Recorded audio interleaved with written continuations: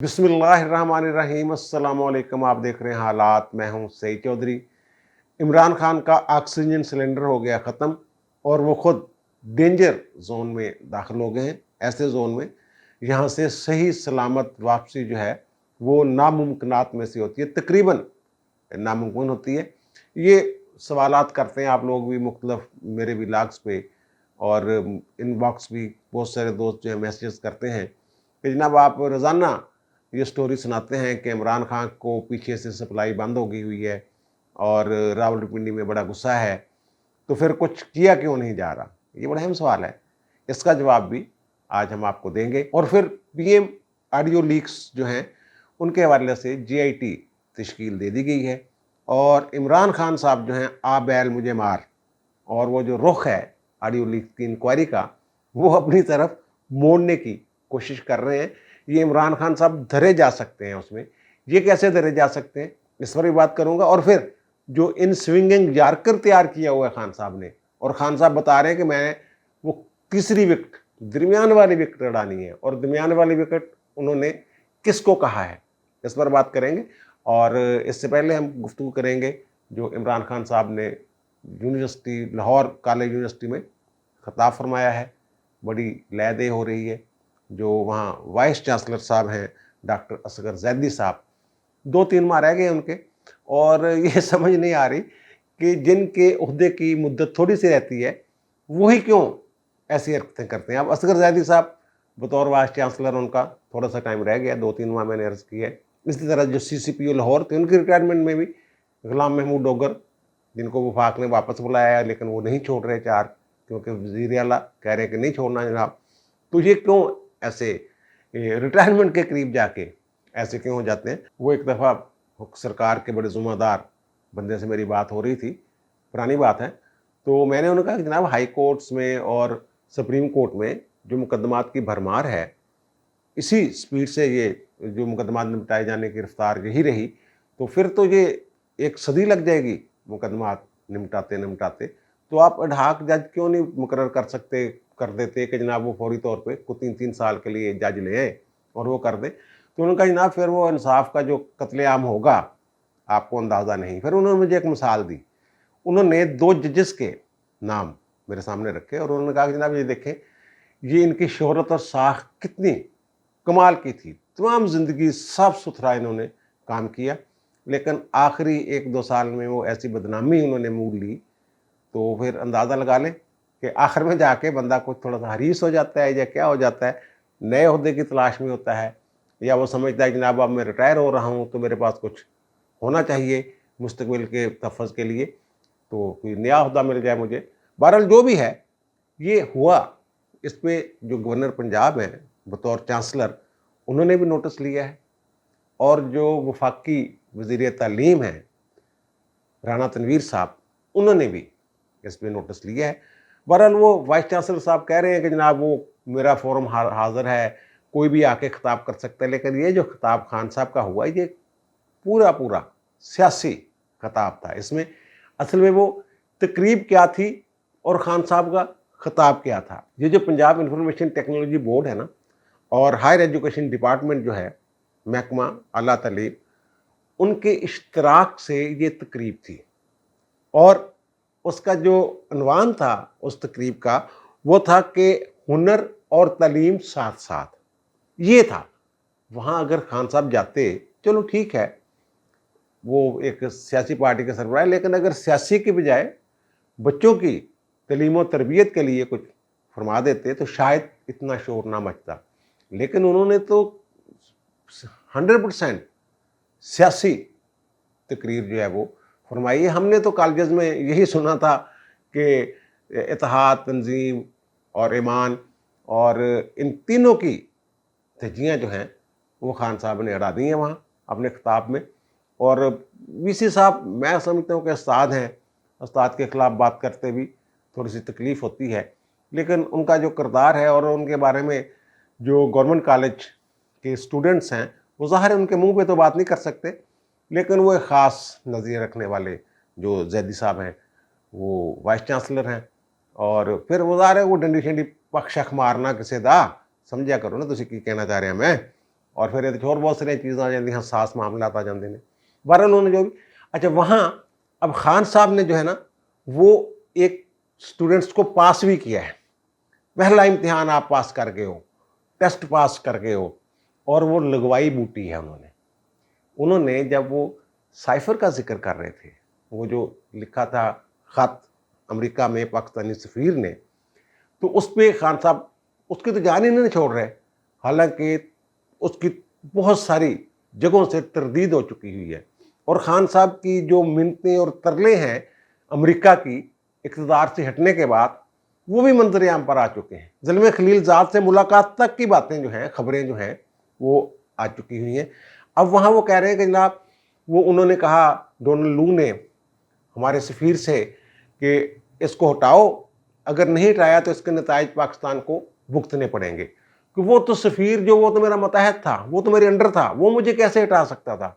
तो ये पैगाम जो है ये किसी और को दिया गया था। किसको पैगाम दिया गया था? वो स्टूडेंट्स जो हैं वो खामोश रहे। फिर उन्होंने कहा वो किसको पैगाम दिया गया था, तो तब फिर डीजे साहब ने कार्रवाई डाली। फिर वो न्यूट्रल्स की आवाज़ें स्पीकर में डीजे साहब की मेहनत से वो निकली, और फिर ज़ाहिर है स्टूडेंट्स को लाइन मिल गई।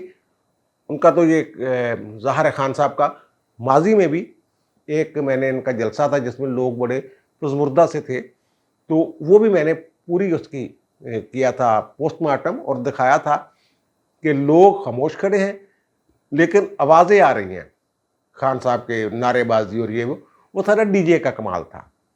वो 2 नंबरी, इसी तरह 2 नंबरी करके इन्होंने खान साहब ने स्टूडेंट्स को फिर इन्वॉल्व किया। उन्होंने फिर न्यूट्रल्स के नारे लगाए, और फिर वो पता है कि इनकी तरफ खान साहब का इशारा था। खान साहब उन्हीं का नाम ले रहे हैं, फौज वालों का, जिनको वो जाके तरले मारते हैं, मिन्नतें करते हैं कि जनाब जानते हो ये जिन्होंने लेके खुले आम कहते हैं, वैसे खुल्लम खुल्ला कहते हैं खान साहब कि जनाब जिनको आप लेके आए हैं मैं उनसे पूछता हूँ, मैं न्यूट्रल से पूछता हूँ, मीर जाफर सादिक से पूछता हूँ, जानवर होता न्यूट्रल्स जो भी है।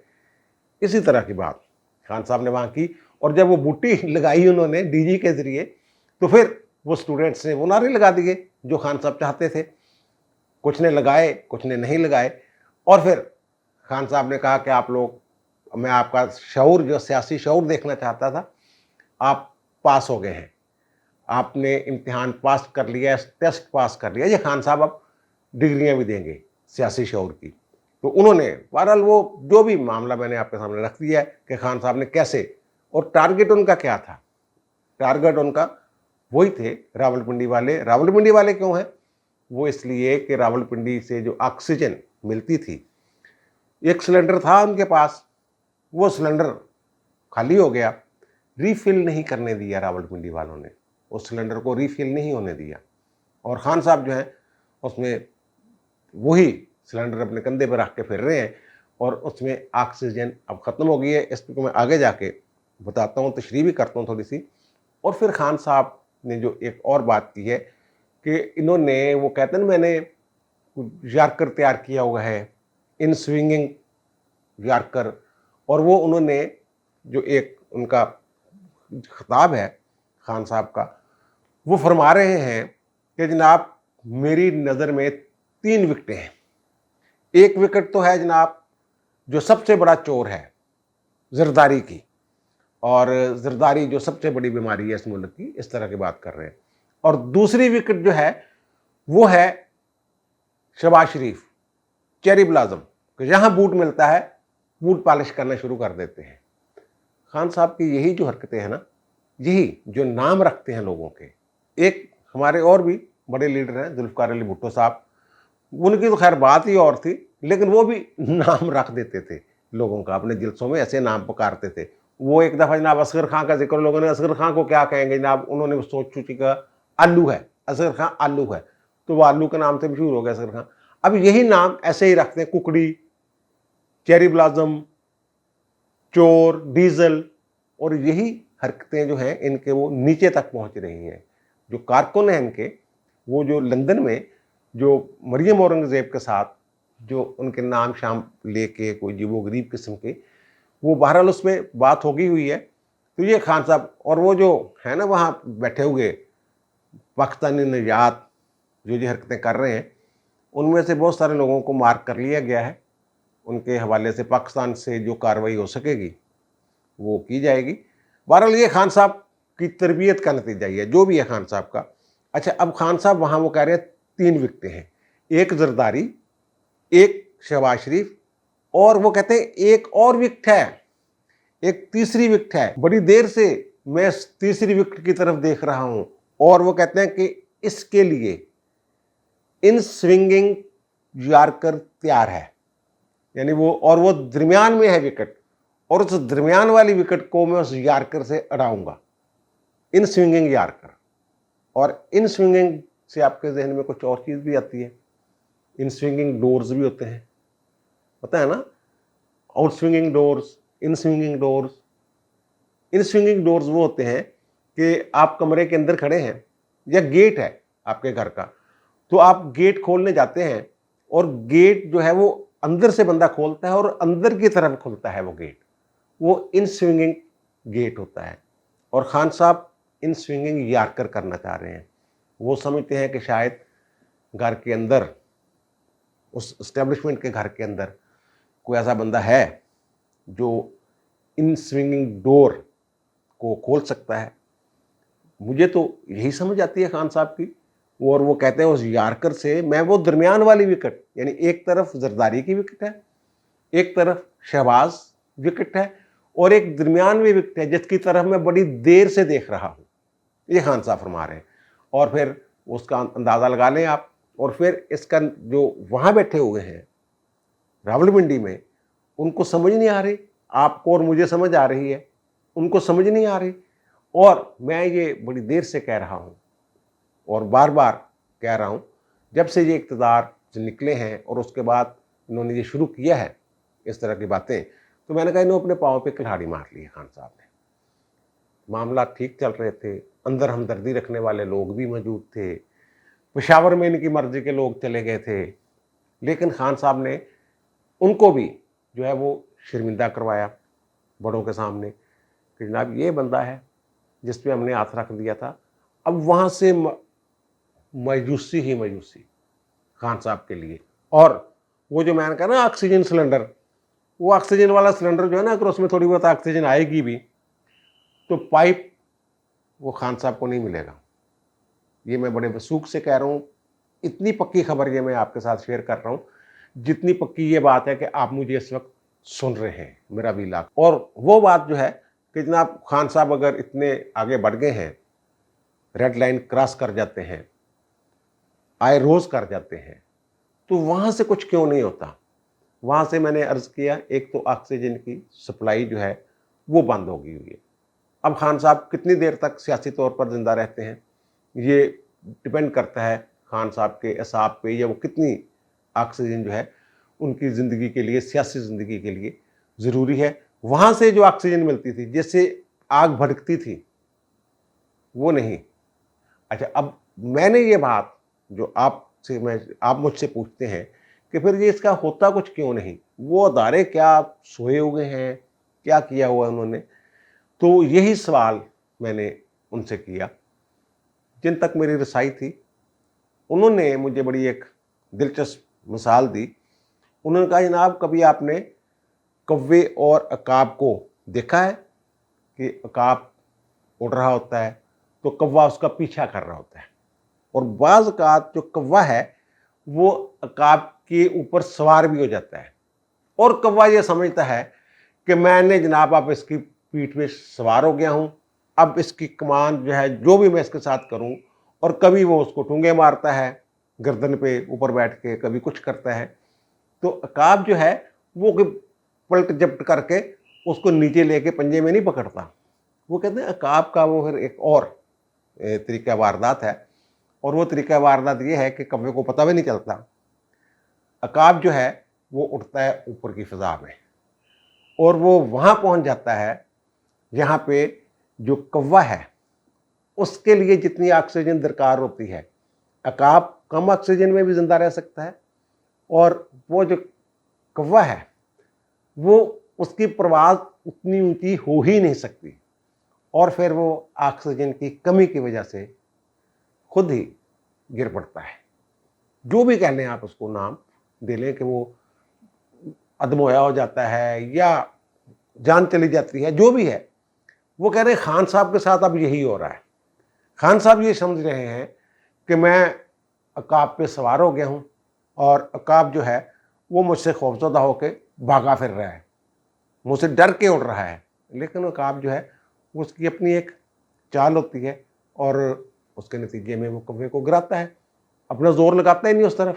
اب خان صاحب جو ایسی حرکتیں کر رہے ہیں تو وہ بطور ادارہ ناقابل برداشت ہے، وہ برداشت نہیں کر پا رہے، اس چیز کو ہضم نہیں ہو رہا انہیں کہ ساڈی بلی تے سانو ہی میاؤں، اور خان صاحب کی میاؤں میاں جو ہے نا وہ زیادہ دیر انہوں نے چلنے نہیں دینی۔ اس کے کئی طریقے ہو سکتے ہیں۔ اب دیکھ لیں خان صاحب جو خطاب فرماتے ہیں وہ نہ آپ کے پاس پورا پہنچتا ہے، جو بہت ہی ان کے عقیدت مند ہیں یا میرے جیسے مجبور لوگ ہیں، کیونکہ ہمیں سننا پڑتا ہے خان صاحب کو کسی یوٹیوب چینل پہ جا کے یا سوشل میڈیا پہ جا کے، کیونکہ آپ کے ساتھ ہم نے ڈسکشن کرنی ہوتی ہے، تو ورنہ تو ضرورت نہیں ہے اس کی۔ وہ جو ہمارے رپورٹرز جا کے کر کے لے آتے ہیں رپورٹ، وہ کافی ہے چند ایک 5-10 لائنوں میں۔ تو خان صاحب کا ساتھ ایک تو یہ بھی ہو ہی گیا ہوا ہے کہ خان صاحب کا خطاب ہر بندے تک اس طرح نہیں پہنچ رہا، جو سننا چاہتے ہیں وہ سن لیں، وہ تو کہیں سے بھی۔ اچھا اب آتے ہیں جناب وہ جو پی ایم آڈیو لیک والی بات، کہ پی ایم ہاؤس یا پی ایم آفسز جو ہیں وہاں کوئی ریکارڈنگ ہوئی ہے، اس کے بارے میں جتنی انفارمیشن پی ٹی اے والوں کے پاس ہے یا جتنی انفارمیشن کا اظہار پی ٹی اے والوں نے کیا ہے، اتنی انفارمیشن کا اظہار تو ہمارے وزیر داخلہ نے بھی نہیں کیا۔ بہرحال انہوں نے جی آئی ٹی بنا دی ہے، اس میں حساس اداروں کے لوگ بھی ہوں گے، ایم آئی کے، آئی ایس آئی کے اور انٹیلیجنس بیورو کے، اور وہ ابتدائی طور پہ میں نے کل بھی بتایا تھا کہ آئی بی نے کوئی انکوائری شروع کر دی ہے، اور وہاں جو سیکورٹی پہ تعینات ملازم وغیرہ ہیں نا ان کی نقل و حرکت بھی محدود کر دی گئی ہے۔ جے آئی ٹی کو یہ اختیار دے دیا گیا ہے کہ وہ جو ملازمین ہیں یا افسر ہیں ان سے بھی پوچھ تاچھ کر سکتی ہے، اور انہوں نے 24 گھنٹوں میں ایک رپورٹ مرتب کرنی ہے۔ آج یعنی بدھ کے روز انہوں نے جو وہ رپورٹ ہے D G I S I اور آئی بی کے سربراہ ہیں انہوں نے وہ رپورٹ جو قومی سلامتی کمیٹی کا اجلاس ہو رہا ہے جس میں مسلح افواج کے تینوں مسلح افواج کے سربراہان بھی ہوں گے، ظاہر ہے آئی ایس آئی کے چیف بھی ہوں گے، ایم آئی کے چیف بھی ہوں گے، آئی بی کے چیف بھی ہوں گے، وہاں وہ رپورٹ اپنی پیش کریں گے۔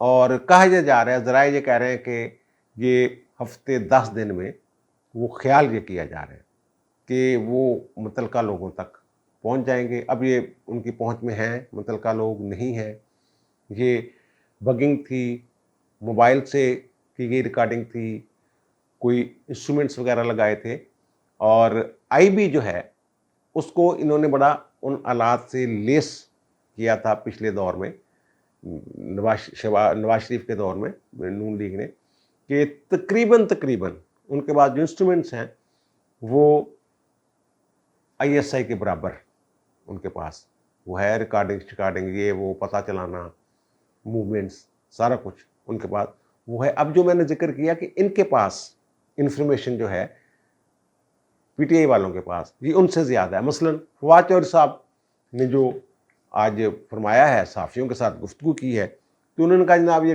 ڈارک ویب پہ معاملہ، یہ کئی دنوں سے آ رہا ہے ڈارک ویب والی بات نا، کہ وہ 20 اگست سے فار سیل یہ 140 گھنٹے کی یہ ویڈیو ہے، اور وہ جناب مختلف یعنی ٹوٹے ہیں، تو وہاں سے وہ کہتے ہیں جناب پھر انہوں نے کوئی اس کی قیمت رکھی ہے کہ خرید لو جس نے خریدنا ہے، اور انہوں نے کسی بھی لا کر کے کو سورس کے طور پہ بیان کر کے یہ بھی کہا ہے کہ جناب وہ حکومت کوشش کر رہی ہے کہ ہم وہ ڈارک ویب سے وہ خرید لیں، وہ جو بھی ہے، لیکن حکومت کا یہ کہنا ہے، خاص طور پہ رانا ثناء اللہ صاحب کا، کیونکہ وہی اس معاملے کو اس وقت دیکھ رہے ہیں کہ اس میں جو بھی ہے وہ حکومت کے لیے یہ ہے سیکورٹی لیبس ایک سکم، ایک خامی سیکورٹی کا تو ہے کہ جناب وزیر اعظم ہاؤس میں ہونے والی گفتگو جو ہے اور 140 گھنٹے کی گفتگو جو ہے وہ وہاں پہنچی ہوئی ہو سکتا ہے اس میں عمران خان کے دور کی بھی کچھ باتیں ہوں اور بھی کہیں کی کچھ باتیں ہوں اور سیکورٹی کی باتیں بھی ہو سکتی ہیں،